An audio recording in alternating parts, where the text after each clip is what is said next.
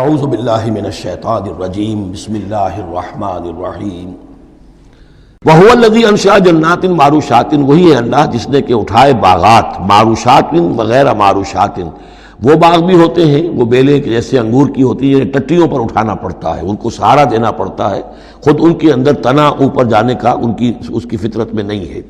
غیر معروشات یہ عام درخت ہیں، وہ خود کھڑے ہوتے ہیں، اپنی یعنی ریڑھ کی ہڈی ان کی اپنی مضبوط ہے، وہ کھڑے ہیں، انار کا درخت ہے، آم کا درخت ہے۔ تو معروشات وہ ہیں کہ جن کو ٹٹیوں پر چڑھانا پڑتا ہے۔ والنخلا، اور کھجور کے درخت، والزرع، اور کھیتی، مختلفاً اکلہ، جس کے کہ ذائقے بڑے بڑے مختلف ہیں۔ والزیتون، اور زیتون، والرمان، اور انار، متشابہاً وغیرہ متشابہ، ایک دوسرے سے ملتے جلتے بھی ہیں اور یہ کہ ذرا ایک دوسرے سے مختلف بھی ہیں۔ جیسے سٹرس فیملی ہے، اب ایک ہی خاندان ہے، اب اس میں کنو بھی ہے، اس میں فروٹر بھی ہے، اور اس میں وہ مالٹا بھی ہے، اور ساری چیزیں جو ہے لیکن ملتے جلتے بھی ہیں، مختلف بھی ہیں، فیملی ایک ہی ہے۔ کلوا من ثمرہ اذا اثمر، کھایا کرو اس کے پھلوں میں سے جب کہ وہ پھل دیں۔ وآتوا حقہ یوم حصادہ، اور اس کا حق دے دیا کرو جس دن کہ تم پھل اتارو، یعنی اس میں سے بھی زکوٰۃ ہے۔ جیسے عشر ہے زمین کی پیداوار میں سے، ایسے ہی پھلوں کے اندر بھی زکوٰۃ ہے، تو اللہ تعالیٰ کا حق نکال دیا کرو، آتوا حقہ، ادا کر دیا کرو اس کا حق جس دن کہ وہ پھل اتارو۔ لا تسرفوا، اور اس میں حد سے بیجا خرچ نہ کرو، انہ لا یحب المسرفین، اللہ تعالیٰ کو بیجا خرچ کرنے والے پسند نہیں ہیں۔ ومن الانعام حمولۃ وفرشا، اور چوپایوں میں سے اس نے ایسے بھی بنائے ہیں کہ جن کے اوپر تم بار برداری کا کام لیتے ہو۔ ظاہر بات ہے بار برداری انہی کی ہو سکتی ہے جو ذرا اونچے ہوتے ہیں، اب گھوڑا ہے یا خچر ہے، اونٹ ہے، یہ حمولتاً ہے، یہ ذرا اونچے ہیں اور ان کے اوپر جو ہے آپ ان کی پیٹھوں کے اوپر بوجھ لاد کر لے جاتے ہیں، حمولتاً۔ وفرشا، کچھ ایسے جو بالکل زمین سے لگے ہوئے ہیں، اب ان کے اوپر کیا آپ نے لادنا ہے، بکری پہ کیا لاد دیں گے آپ، اور اسی طریقے سے چھوٹی چھوٹی جو چیزیں ہیں۔ کلوا مما رزقکم اللہ، یہ اللہ نے پیدا کیے ہیں، حمولہ بھی اور فرشہ بھی، کھاؤ اس میں سے جو اللہ نے تمہیں رزق دیا ہے۔ ولا تتبعوا خطوات الشیطان، اور شیطان کے نقش قدم کی پیروی نہ کرو، انہ لکم عدو مبین، یقیناً وہ تمہارا کھلا دشمن ہے۔ ثمانیۃ ازواج، اب یہ بات کہی جا رہی ہے جو انہوں نے کہا تھا کہ یہ جو حیوانات ہیں ان کے پیٹوں میں جو بچہ ہے وہ اگر زندہ ہو گیا، ولادت ہو گئی تو صرف مرد کھائیں گے، عورتیں نہیں کھائیں گی۔ ہاں اگر مردار پیدا ہوا، مر گیا دوران ولادت ہی، تو پھر اس میں عورتیں بھی اور مرد بھی شریک ہو سکیں گے۔ اب اس کا جواب دیا جا رہا ہے ثمانیۃ ازواج، یہ 8 قسم کے چوپائے ہیں جو تمہارے ہاں عام طور پر موجود ہیں۔ من الضأن اثنین، بھیڑ میں سے 2 نر اور مادہ، ومن المعز اثنین، بکری میں سے 2 بکرا اور بکری۔ قل الذکرین حرم ام الانثیین، آپ ان سے پوچھئے کہ اللہ نے کس کو حرام کیا ہے، مذکروں کو حرام کیا ہے یا مؤنثوں کو حرام کیا ہے؟ اما اشتملت علیہ ارحام الانثیین، یا یہ کہ جو ان کے رحم ہیں ان کے مؤنثوں کے، ان پہ جو کچھ ہے انہیں حرام، کس کو حرام کیا ہے؟ حرام اگر کوئی شے ہے تو سب کے لیے، اور اگر حرام نہیں ہے تو کسی کے لیے بھی نہیں۔ یہ تم نے جو نئے قوانین بنا لیے ہیں وہ کہاں سے لے آئے ہو، کیا ان کی سند ہے؟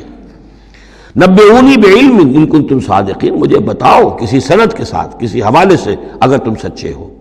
ومن الابل اثنین، اسی طرح اونٹ میں سے بھی 2 ہیں نر اور مادہ۔ ومن البقر اثنین، گائے میں سے بھی 2 ہیں، ان میں بھی 2 ہیں۔ قل الذکرین حرم ام الانثیین، پوچھئے پھر ان سے ان دونوں نروں کو حرام کیا ہے یا دونوں ماداؤں کو حرام کیا ہے؟ اما اشتملت علیہ ارحام الانثیین، یا یہ کہ جو رحم ہیں ان کے ماداؤں کے، کیا ان کے اندر جو کچھ ہے اسے حرام کیا ہے؟ ام کنتم شہداء اذ وصاکم اللہ بہذا، کیا تم موجود تھے جب اللہ نے تمہیں یہ قوانین دیے اور یہ نصیحتیں کی اور یہ ہدایات دی؟ فمن اظلم ممن افترى علی اللہ کذبا، تو اس سے بڑھ کر ظالم کون ہوگا جو اللہ پر افترا کرے، جھوٹ جڑ کر اللہ کی طرف منسوب کرے۔ لیضل الناس بغیر علم، تاکہ گمراہ کرے وہ لوگوں کو بغیر کسی علم اور تحقیق کے۔ ان اللہ لا یہدی القوم الظالمین، یقیناً اللہ ایسے ظالموں کو راہیاب نہیں کرے گا۔ قل لا اجد فیما اوحی الی محرما علی طاعم، اب وہ پھر وہی قانون جو ہے، جو اصل چیزیں تھیں عرب میں کھانے پینے کے لیے، جو گوشت جن کا جانوروں کو کھایا جاتا تھا، ان میں سے کن چیزوں کو حرام کیا ہے، یہاں پھر اس کو دہرایا جا رہا ہے۔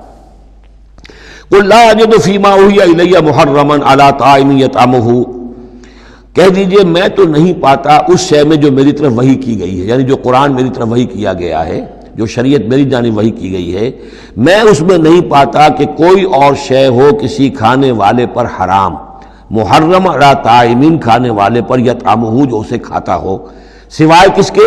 الا ان یکون میتۃ، سوائے اس کے کہ مردار ہو۔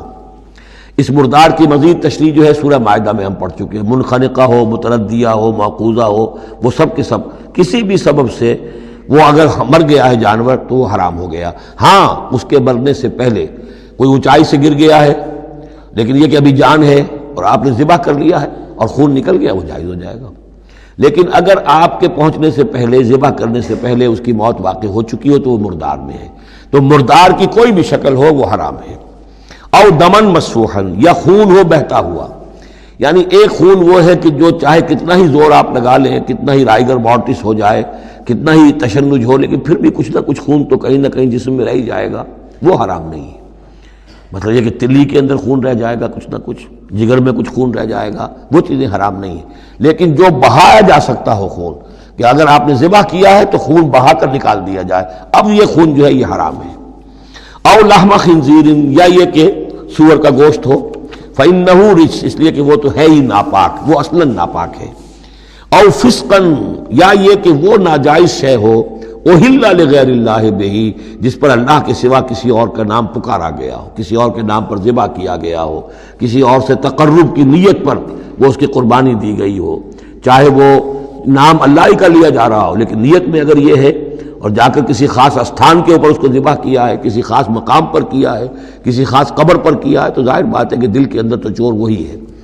فمن اضطر غیر باغ، لیکن ان میں سے بھی جو لوگ مضطر ہو جائیں، مجبور ہو جائیں، نہ تو ان کے اندر حد سے بڑھنے کی کوئی غیر باغ، نہ تو اس کی کوئی طلب ان کے اندر ہو، ولا عاد، نہ حد سے زیادہ بڑھے، صرف جان بچانے کے لیے تھوڑا سا ان میں سے اگر کچھ کھا کر جان بچائی جا سکے تو اجازت ہے۔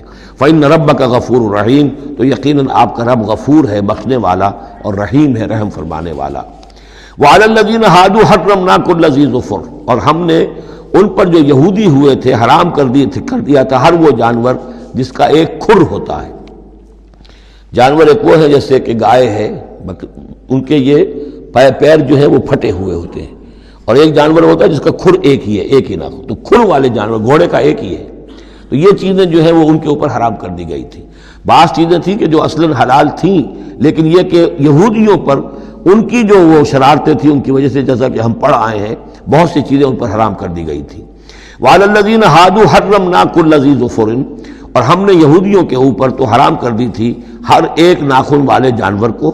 ومن البقر والغنم حرمنا علیہم شحومہما، اسی طریقے سے گائے اور بکری وغیرہ میں سے بھی ہم نے اس پر ان کی چربی جو ہے وہ حرام کر دی تھی۔ الا ما حملت ظہورہما، سوائے اس کے کہ جو ان کی پیٹھ کے ساتھ لگی ہوئی ہو، پٹھ کے ساتھ جس کو ہم کہتے ہیں لگی ہوئی ہے، اب الحوایا، یا انتڑیوں کے ساتھ لگی ہوئی ہو، او مختلط بعظم، یا جو ہڈیوں کے اندر ہو، تو یہ جو ہے یہ چیزیں تو چربی کی جائز تھی ان کے لیے، باقی چربی جو ہے کھلی وہ ان کے لیے حرام کر دی گئی تھی۔ ذالک جزیناہم ببغیہم، یہ ہم نے انہیں سزا دی تھی ان کی شرارت کی بنا پر۔ یہ مستقل آسمانی شریعت کا حصہ نہیں تھا بلکہ یہ خاص طور پر ان کے اوپر تنگی کی گئی تھی ان کی باشرارتوں کی وجہ سے۔ وَإِنَّا لَصَادِقُونَ، اور ہم جو کچھ کہہ رہے ہیں وہ بالکل صحیح ہے اور درست ہے۔